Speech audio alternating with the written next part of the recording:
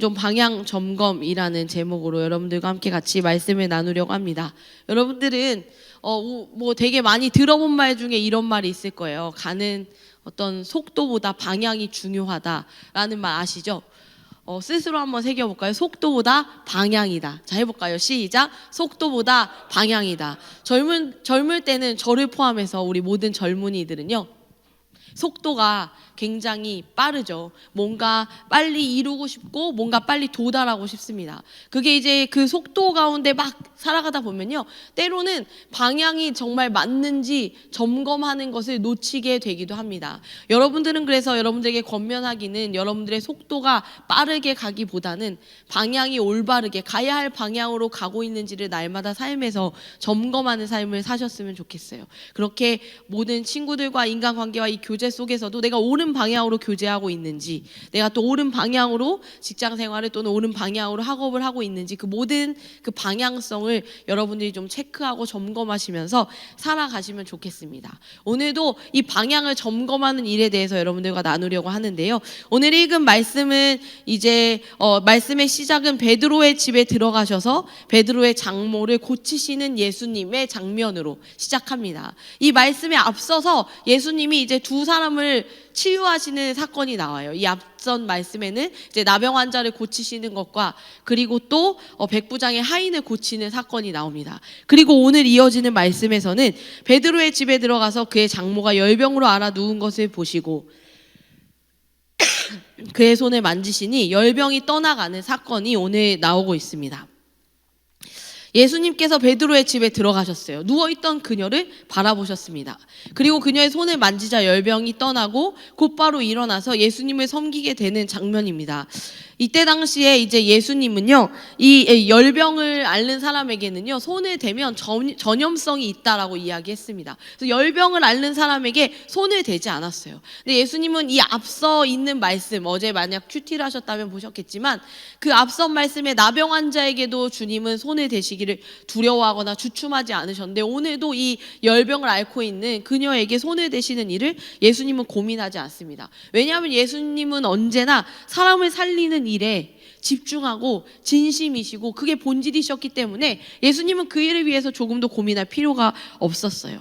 그렇게 예수님이 그녀의 손을 잡습니다. 그리고 그녀의 병이 떠나가고 그녀는 일어나서 예수님을 섬기게 됩니다. 어떤 한 목사님께서요, 이 본문에 대해서 자신의 상상력을 좀 가미해서 적으신 내용을 제가 보았어요. 봤을 때 신학적으로 성경에 나와 있는 내용은 아니지만 제가 보았을 때도 그럴듯하다라는 생각이 들어서 오늘 여러분들하고 좀 공유를 해보려고 하는데요. 그 목사님은 이렇게 이야기를 하시더라고요. 이 베드로의 장모에 대해서 한번 상상해 보는 거예요. 베드로 어떤 사람입니까? 고기를 잡는 사람이었잖아요. 자신의 배, 어선도 있었던 그런 가난하지 않은, 그래도 좀 부유한 편에 속하는 어부였던 베드로. 그에게 자신의 딸을 이제 시집을 보낸 사람이 장모죠. 그런데 이제 그 사위가 어느 날 그 배도 버리고 그물도 버리고 예수님을 쫓아서 예수님의 제자가 되는 삶을 살기로 하는 거잖아요. 자, 그러면 여러분들이 장모님이면 그 사위가 좋겠습니까? 정말 싫지 않을까요? 그 사위도 싫고 그 사위가 쫓는다는 그 예수님도 저는 내가 모르지만 싫을 것 같아요. 그러한 상황이 아니겠냐라는 이 상상력으로 쓰신 부분을 봤습니다. 그렇게 별로 못마땅한, 조금은 서운하고 그런 마음이 있는 이 장모님이 이제 누워있다. 근데 그때 예수님이 찾아가신 거예요. 그리고 손을 잡는 거예요. 그래서 그녀의 병이 나아지는 것을 경험하고 그녀는 어떻게 됐습니까? 자리에 일어나서 예수님께 수종 들더라 라고 표현하고 있습니다. 이 수종을 든다는 것은 이 말의 동사 원형은 디아코네오입니다. 그러니까 본문에서는 이 말이요, 과거 미완료형으로 쓰였다라고 말하는데요. 과거 미완료형 뭐냐? 어떤 한 시점에 이 과거에 생겨난 발생한 일이에요. 근데 미완료, 그러니까 끝나지 않았다는 거예요. 그러니까 예수님께 이 그녀가 수종을 들기 시작했어요. 그 시점에. 그리고 그것이 끝나지 않았다는 거예요. 뭐예요? 계속했다는 거죠. 그러니까 이제 그녀는요, 이 자신의 병이 나아진 이후에 예수님을 섬기고 예수님을 따르는 또 다른 한 사람의 제자의 삶을 살아가는 여정을 걷게 되었다라고 우리는 추측해 볼 수가 있습니다. 그러니까 우리는 여기서 알 수 있는 것이 있어요. 예수님께서 진정 원하시는 이 치유와 회복은요, 질병을 고침받는 것에서 끝나는 일이 아닙니다. 예수님은 이 치유를 통해서 관계가 회복되기를 원하세요. 우리가 복음서나 여러 말씀들 속에서 예수님이 고치시고 나서 그에게 구원, 죄사함을 언급하시는 것들을 우리는 계속해서 볼 수가 있습니다. 그러니까 주님에게 진짜 중요한 것은요, 이 육을 고치는 일이 아니라는 거예요. 그건 주님한테 별로 어려운 일도 아닐 뿐더러 그것이 주님의 사역의 본질이 아니라, 주님은 이 육을 고침받고, 그리고 그 사람이 육을 고침받아. 아픈 사람은요, 모든 것이 다 지겹고 모든 것에 소망이 없잖아요. 근데 누군가가 자신에게 손 한 번 댔는데 병이 깨끗이 나았어요. 그때 그 사람 어떨까요? 내 삶에 소망이 없던 사람이 고개를 들어서 내 눈앞에 나에게 손을 댄 사람을 보지 않겠어요? 이분이 누구지? 그때 이제 이분을 인식하는 그의 삶에 예수님이 내가 누구인지 그때 다시 한번 그 사람에게 언급하시는 거예요. 보여주시는 거예요. 그리고 그 사람은 이제 병 고침에서 나아가 죄사함, 이제 구원받는, 영혼의 구원이 이루어지는, 그래서 주님과의 관계가 회복되어지고 이제 내가 진짜 따라야 할 분이 누구인지 발견하게 된다라는 거예요. 그러니까 어떻습니까? 예수님과 전혀 상관없는 존재로 살았던 사람들이 예수님과 상관 있는 삶으로, 예수님을 따르는 삶으로 바뀌어지는 겁니다. 왜 그렇게 되는 거죠? 생명의 주인이 누구이신지, 이 주님이 생명의 주인이심을 알게 되는 거예요. 너희는 먼저 그의 나라와 의를 구하라. 계속해서 반복하고 또 반복합니다. 오늘 담임 목사님도 아침에 말씀하시더라고요. 너희는 먼저 그의 나라와 의를 구하라. 너희는 먼저 그의 나라를 구하라고 하시는 그 하나님의 말씀은요, 그 생명의 주권이 누구에게 있느냐를 말씀하시는 거예요.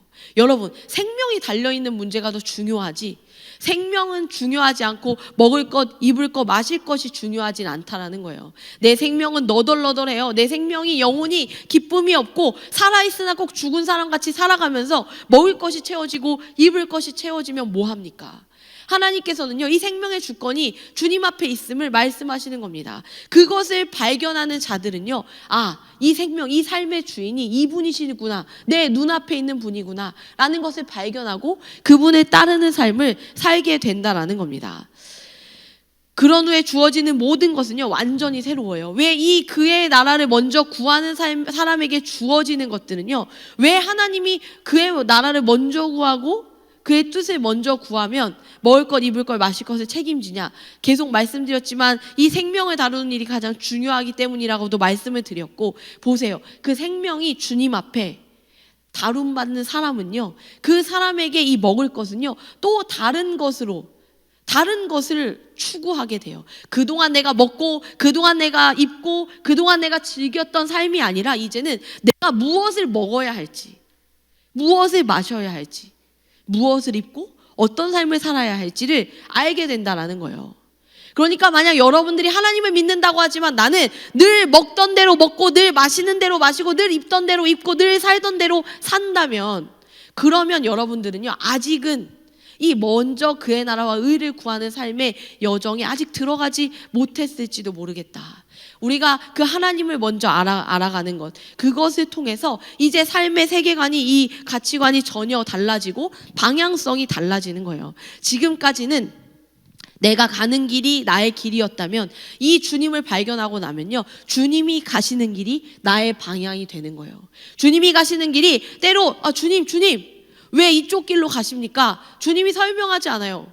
그냥 가요. 근데 그 길을 따라가는 거예요. 그 길을 따라가는 것, 그 길을 쫓는 삶, 그게 바로 주님을 따르는 자의 삶이라는 겁니다. 그러면서 이어서 16절에 보시면요, 저물매 사람들이 귀신 들린 자를 많이 데리고 예수께 오거늘 예수께서 말씀으로 귀신들을 쫓아내시고 병든 자들을 다 고치셔요. 그러니까 이 장모가 낫는 것을 보고 사람들이 막 몰려왔어요. 뿐만 아니라 예수님의 산상수훈을 듣고 그 예수님의 말씀의 은혜를 받고 예수님이 고치시는 사역들을 보고 사람들이 몰려들었어요. 내가 병든 사람이, 내가 귀신 들린 사람이, 또는 내가 병든 사람을 끌고 내가 귀신 들린 사람을 끌고 막 몰려오는 겁니다. 그리고 났을 때 예수님은요, 병든 자들을 다 고치시니라고 이야기했어요. 이 다, 모두라는 표현입니다. 예수님은 모두 고치셨대요. 예수님께 고치지 못할 사람이 없고 고치지 않아야 할 사람이 없는 거예요.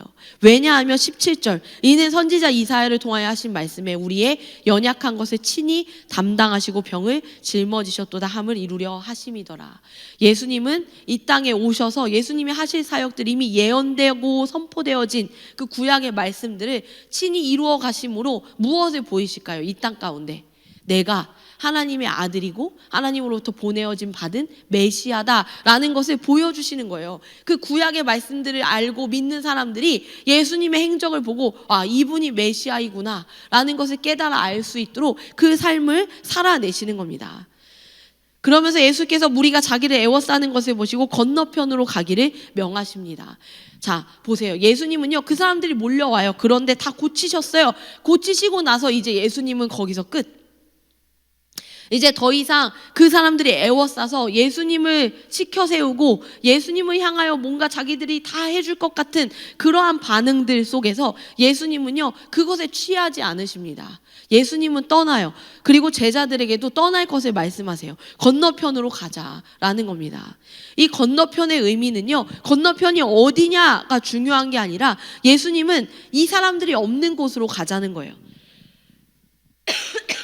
예수님을 애워싸는 이 사람들이 없는 곳으로 가서 나의 본질을 놓치지 않고 제자들도 그 본질을 놓치지 않도록 그 다른 곳으로 가서 다시 한번 하나님 아버지 앞에 집중하고 쉼을 가지면서 이 땅 가운데 오신 목적을 다시 한번 발견하고 그것들을 제자들과 나누는 시간들이 예수님에겐 필요합니다. 그래서 건너편으로 가라라고 명하셨다라는 겁니다.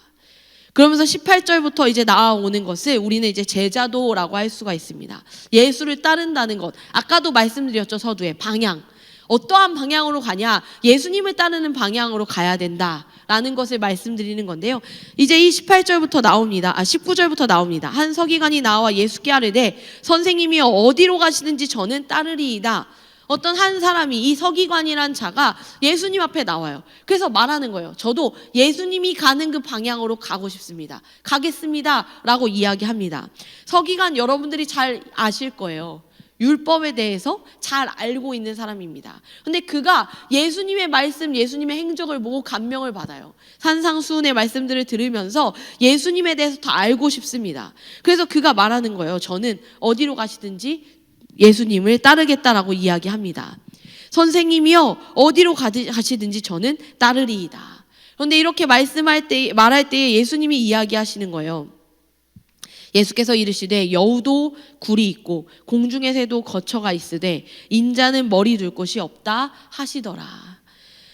이 예수님 앞에 선생님이 가시는 곳에 따라가겠습니다 라고 말하는 이 사람 앞에 예수님이 말씀하시는 겁니다. 인자는 머리 둘 곳이 없다. 내가 어떠한 삶인지 너는 알고 따라오려고 하는 거냐? 내가 도대체 누군지 알고 따라오는 거냐? 어찌 보면 예수님의 질문은 이런 거예요. 여러분에게도 오늘날 그렇게 질문하고 있다는 생각하지 않으세요? 여러분들은 예수님을 왜 믿으십니까? 예수님 무엇 때문에 믿으세요?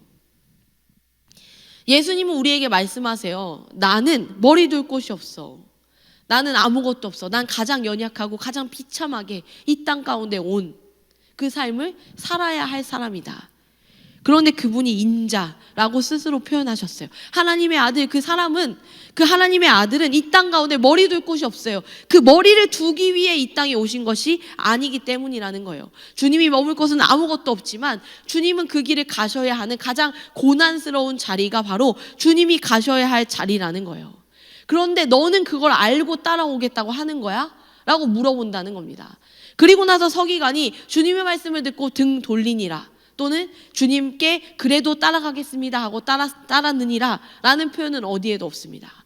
우리는 서기관이 그래서 어떻게 했는지는 잘 모르겠어요. 중요하지 않은 거겠죠. 그런데 저는요 이것을 또한 열린 결말로 생각하기도 합니다. 그렇다면 네가 서기관이라면 너는 어떠한 선택을 할래? 이 답을 듣고 라는 거예요.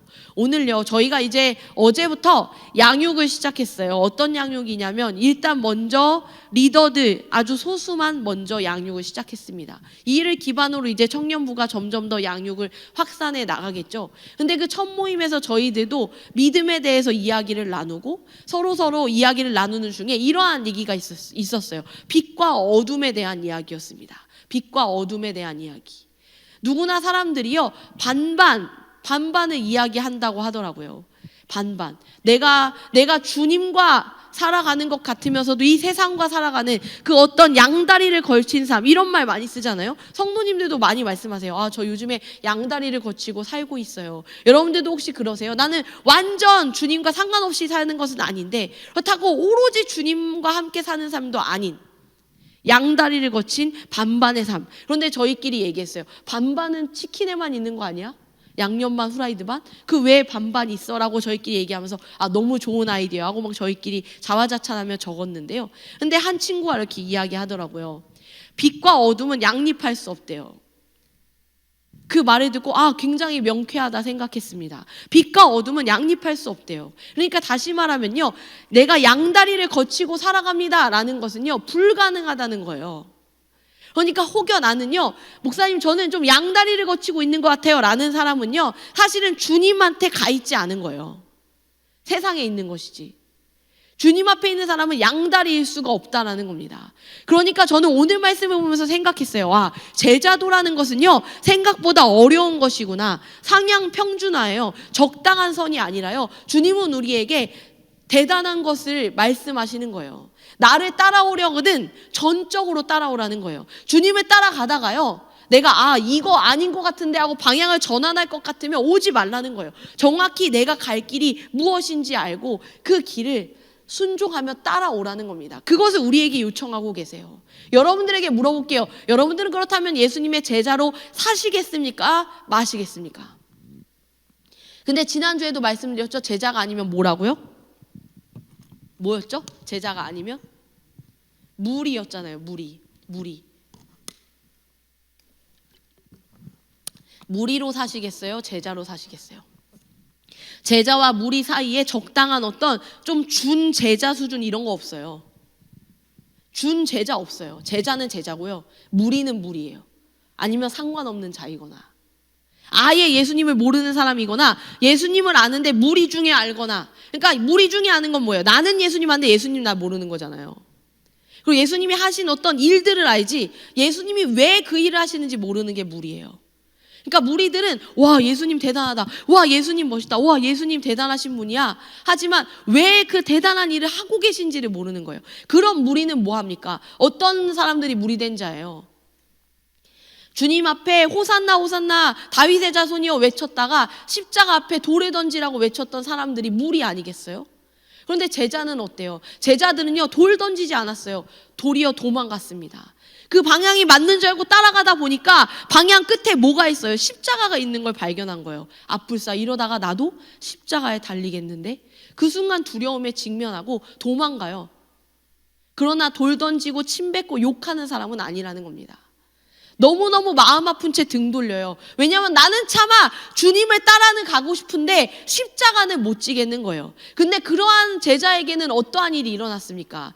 부활하신 주께서 다시 찾아오심으로 그 두려움에서 건지시고 생명력 있는 삶을 살아가게 하시잖아요. 제자는 주님이 다시 찾아오세요. 무리한테는 그거 없어요. 물어볼게요. 무리하실 거예요? 제자 하실 거예요? 제자 할 거면요, 제발 죄송한데 적당히 믿지 마세요. 여러분들이 최선을 다해서 믿어도요, 저도 그래요. 우리가 최선을 다해서 믿는다고 아주 대단한 믿음으로 살 수는 없어요. 알아요. 왜냐? 우리는 연약하잖아요. 아까 찬양에서도 고백했잖아요. 주님, 나는 너무 작아요 라고 고백하지 않았어요? 우린 작기 때문에 우리가 최선을 다해도 그건 작을 수밖에 없어요. 그런데 내가 이미 마음으로 적당히 믿을 수준으로 주님 앞에 그냥 적당히 나의 어떤 안위 정도, 내가 믿는 신 하나 있는 느낌, 그렇게 주님을 믿으실 거예요? 그게 여러분들의 삶에 무슨 도움이 됩니까? 시간 낭비 아니에요? 그럴 거면 차라리 다 때려치고 공부를 하세요. 그런데 여러분들이 주님을 못 놓겠다면 이렇게 적당히 대충 내게 힘든 일이 있을 때만 주님 찾고 이런 거는 아니지 않아요? 그러면서 주님이 나한테 찾아와 주시길 바래요? 제자들에게 가신 것처럼, 베드로에게 가신 것처럼. 저는 여러분들이 이제는 좀 결단하시면 좋겠어요. 언제까지 주님 앞에 어리광 부리실 거예요? 언제까지 교회에 와라, 예배를 드려라, 뭐를 해라 해야 하실 거예요.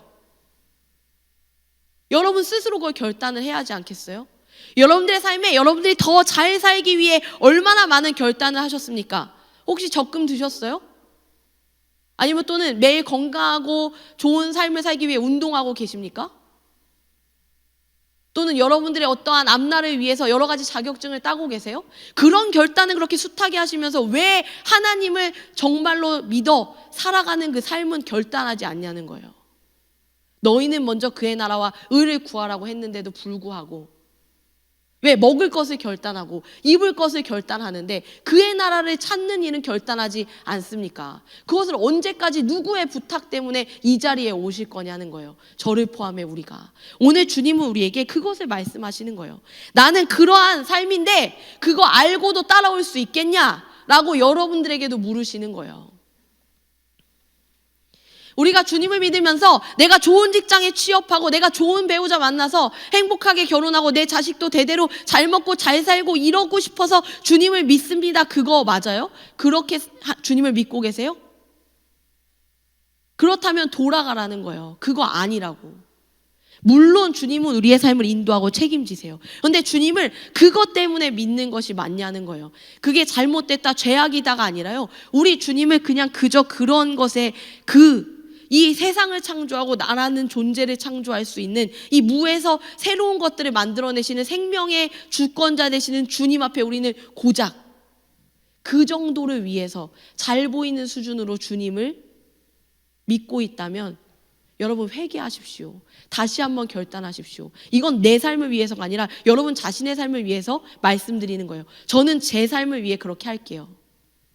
제가 여러분 대신 해드릴 수 없어요. 제가 여러분들을 위해 기도할 수는 있지만 여러분들을 대신해서 여러분들의 삶의 몫까지 내가 주님 앞에 결단할 수는 없어요. 그건 오로지 나의 몫이라는 거예요. 내 부모의 몫도 아니고 내 아이 선생님의 몫도 아니고 목사의 몫도 아니고 순장의 몫도 아닌 당신의 몫이라는 겁니다. 이제 그거 결단할 때 됐잖아요.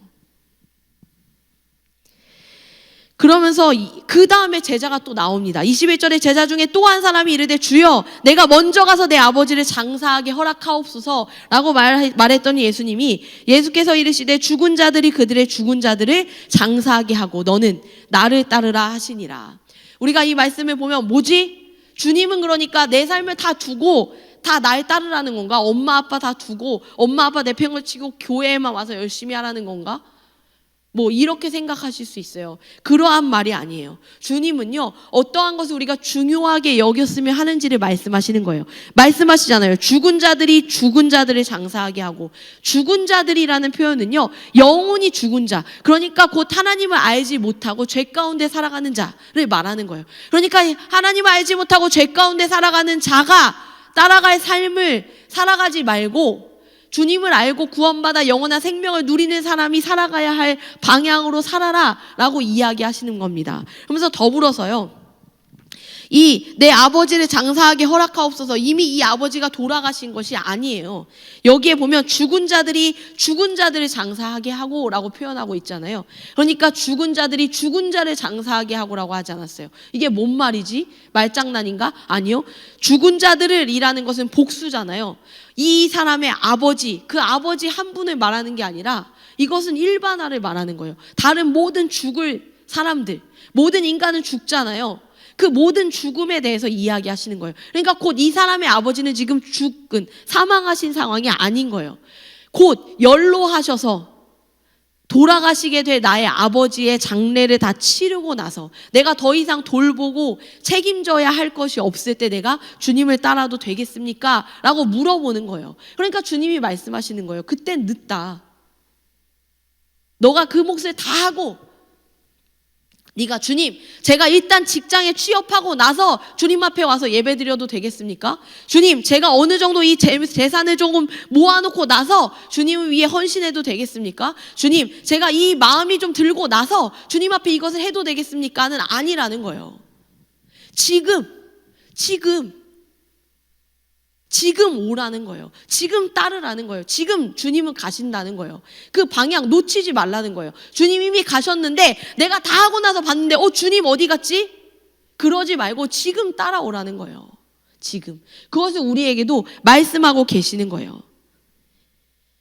그러면서 이제 너는 나를 따라라 라고 이야기하심으로 이 제자에게 말씀하시는데, 이 제자는요 이렇게 표현하잖아요. 주여. 내가 먼저 가서 주님을 주라고 표현했어요. 선생님 이렇게 표현하지 않았어요. 앞서 서기관과 좀 다르죠. 이 사람은요 주님을 주님으로 인식했어요. 주님으로 인식한 것이 뭐예요? 나는 당신의 종이다라는 거예요. 주종 관계임을 표시하는 겁니다. 그러니까 내가 당신의 말씀대로 해야 할 종된 사람으로 주님 앞에 물어보는 거예요. 물어보고 있잖아요. 적어도 이렇게 하고 가도 될지 허락하옵소서. 여러분들의 삶에서 주님 앞에 물어보세요. 주님, 제가 이런 부분들이 있는데 이렇게 해도 되겠습니까? 주여, 이것을 먼저 구해도 되겠습니까? 주여, 제가 지금 이것을 하는 게 맞습니까? 라고 적어도 묻는 사람은 주님을 주로 고백해요. 그리고 그 다음이 있죠. 고백만 하는 것이 아니라 주님이 아니, 지금 따라와. 지금이야 라고 하실 때 내가 종인 것을 알면, 그분이 주님이신 것을 알고 내가 종인 것을 알면 따라오라는 거예요. 거기까지. 그게 제자의 삶이라는 겁니다. 여러분들에게 말씀드리고 싶어요. 여러분들은 그렇다면 어떻게 그 삶을 살겠습니까? 어떻게 사시겠어요? 제가 그동안의 설교는 조금은 약간 그래 우리 하나님 사랑의 하나님이지 이런 마음이 많이 느껴지게 설교를 했을 거예요. 저에게 하나님이 그런 분이니까. 그러나 하나님이 그러한 분이시라고 내가 하나님 앞에 나도 그렇게 느슨할 수는 없어요. 나는 확실히 결정해야 하잖아요. 여러분이 하다못해 누군가 친구 관계나 이성교제나 많은 그 관계 속에서 그 어정쩡한 관계, 어정쩡할 때 우리는 나타나요. 어정쩡할 때 어떠세요? 그 사람을 향해 하는 모든 행동이나 태도가 어정쩡하잖아요.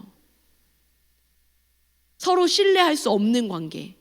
우리 주님 앞에 내가 하나님을 믿습니다 고백하면서 신뢰할 수 없는 자로 사는 거예요. 신뢰를 하지도 않고 신뢰하지 못할 사람으로 살아가는 거예요. 그것은 어떻게 제자입니까? 그게. 저는 여러분들이 종교란에 기독교 이거 3글자 쓰자고 지금 이 자리에 계신 거 아니라고 생각해요. 그러지 않았으면 좋겠어요.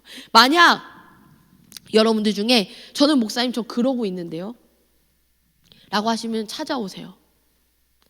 기도해 하고 같이 상담하고 이야기하고 고민을 나눠야 될 시간이에요. 지금 그 일을 해결하셔야 돼요. 지금 주님이 말씀하시잖아요. 지금이라고. 지금. 그건 그것대로 두고 너는 나를 따라라 라고 여러분들 자신에게 말씀하시는 거예요. 그럼 지금입니다. 어떤 것도 핑계가 될 수 없어요. 주님 제가 지금 멘탈이 나가 있으니까 멘탈 좀 돌아오면 갈게요. 아니, 됐고 지금 따라와. 주님 제가 너무 지금 집안에 어려운 일들이 많아서요 이거 해결하고 갈게요. 됐고 나 따라와. 주님 제가 너무 지금 몸이 많이 지쳐 있는데요. 됐고 나 따라와. 나 따라와. 그게 제자의 삶이라는 거예요. 그 따름 속에 생명력이 있어요. 우리 주님은요 나를 위해 주님의 모든 것들을 바쳐 나를 살리시는 분이에요. 그러니까 따라오라고 하시는 거예요. 책임져 주지 않을 삶이 아니라는 거예요. 그런데 저는요 오늘 이 말씀을 이렇게 다시 끝까지 보고 나서 다시 앞으로 가서 복귀하면서 봤어요. 왜냐하면요 주님이 너의 아버지, 연로하신 아버지를 돌보고 장사하는 일을 다 하고 날 따르지 말고 지금 따라 라고 하면서 주님 저에게 너무 중요한 일인데요, 그 사람에게 주님은 뭐라고 말씀하시고 위로하시나. 다시 앞을 보세요. 그 장모가 찾지 않았어요. 베드로가 그렇게 요구하지 않았어요. 그런데 그 장모에게 가서 손을 대고 그를 고치셨어요. 주님이. 뭐예요? 나의 부모의 일도 주님이 알아서 하시는 거예요. 주님의 제자된 삶의 삶은요, 제자된 자의 삶은요 주님이 알아서 책임지시는 거예요. 지금은 그게 잘 안 믿어질 수 있어요. 내 삶이 이렇게 빡센데 주님이 내 삶을 책임진다고? 그래서 아마 열심히 사실 거예요. 계속 그렇게 열심히 살다가는 끝끝내 알 수 없어요. 주님이 나를 책임진다는 거. 열심히 살지 말라는 게 아니에요. 열심히 사시지만요 그 방향이 주님을 따라갈 때만이 주님이 책임지는 삶이 뭔지 알아요. 내가 적당하게 있으면서 어떻게 주님이 날 책임지는 걸 압니까? 내가 할 거 다 하고 진짜 안 되는 것만 주님한테 도와달라고 하고, 그 선에서 여러분들이 정말 주님이 나를 전적으로 도우신다는 걸 느낄 수 있어요? 전적으로 도우시는 걸 느끼려면 전적으로 내어놓아야 해요. 그 주님 앞에. 여러분, 그래서 여러분들 지금 이제 2월 첫 주예요. 여러분들의 삶에 이제 3월이 올 겁니다. 물론 직장인들에겐 큰 의미가 없겠지만 새롭게 학기를 시작하는 대학생들이나 또 이제 뭔가 새롭게 취업을 앞두고 있는 분이나 모든 새로운 삶이 있잖아요. 여러분들 이제 그 새로운 삶을 위해 막 몰두하고 계시죠. 몰입하고 계시죠. 주님 내버려 두고 내 갈 길 가려고. 하나님 그렇게 적당히 타협해서 믿는 분 아니라는 거예요.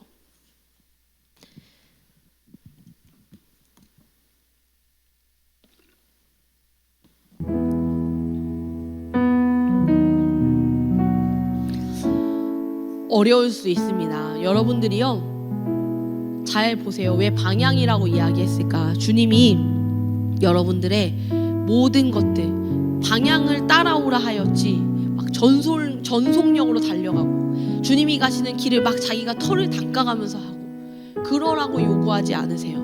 그냥 주님을 따라오라는 거예요. 따라오는 것 이상 무엇을 요구하지 않으세요. 그런데 따라가지는 않고 뭘 겁나게 열심히 해요. 주님 앞에. 야, 따라와. 아, 네네, 주님 알겠어요. 저 이거 좀 할게요. 따라오라니까. 알겠어요, 주님. 이거 다 주님을 위해서 하는 거예요. 따라오라고. 아, 알겠다니까요, 주님. 저 이거 하고 간다요. 이거 주님 정말 좋아하시는 거예요. 아, 이거 영광 받으시라고 하는 거라니까요. 알겠으니까 따라오라고. 내버려 놓고 따라오라고. 오늘 우리한테 그렇게 말씀하시는 거예요. 따라오라고. 왜 이렇게 말이 많아? 왜 이렇게 구구절절해? 그래서 나 없으면 살 수 있어? 나 필요 없어? 나 안 중요해? 여러분에게 그거 말씀하고 계신 거예요. 어떻게 하시겠어요? 언제까지 어리광 부릴 거예요? 언제까지 그러실 거예요? 이제는 좀 따라갈 만하지 않아요? 여러분의 몫이라고요. 속도는 중요하지 않아요. 빨리 저만치 가서 1등 해야 되는 거 아니에요. 주님 가는 것만 잃어버리지 않고 졸졸 잘 따라가시면 됩니다. 저도 가볼게요. 따라오세요. 우리 같이 갑시다. 그리고 제가 혹시 길 잃으면 여러분들도 목사님 정신 차려요. 얘기해 주세요. 저도 여러분들한테 그렇게 이야기할게요. 그 가는 길에 함께 같이 정신도 챙겨주고 서로를 위해 기도하는 공동체로 서가면서 우리가 그 길을 같이 따라가자고요. 그러면서 우리가 주님 앞에, 주님, 제가 주님을 위해 무언가 대단한 것은 할 수 없지만 일단 따라가 볼게요. 따라가다가 좀 지치면 쉬어갈 수도 있어요. 그런데 일단 따라갈게요, 주님. 그러면 주님이 나와 속도를 맞춰주시는 거예요. 나를 인도하시고 나와 함께 하신다고 했잖아요. 주님이 저만치 가서 네가 나 잃어버리면 끝이야 하지 않으신다는 거예요. 주님이 나와 함께, 나와 보폭을 맞추면서 그 길을 같이 걸어주시는 그 주님과 함께 동행하는 시간이 되셨으면, 그 삶이 되기를 간절히 소망합니다. 함께 같이 찬양하겠습니다. 주님, 내 길을 잘 아시고 내 걸음 아시네.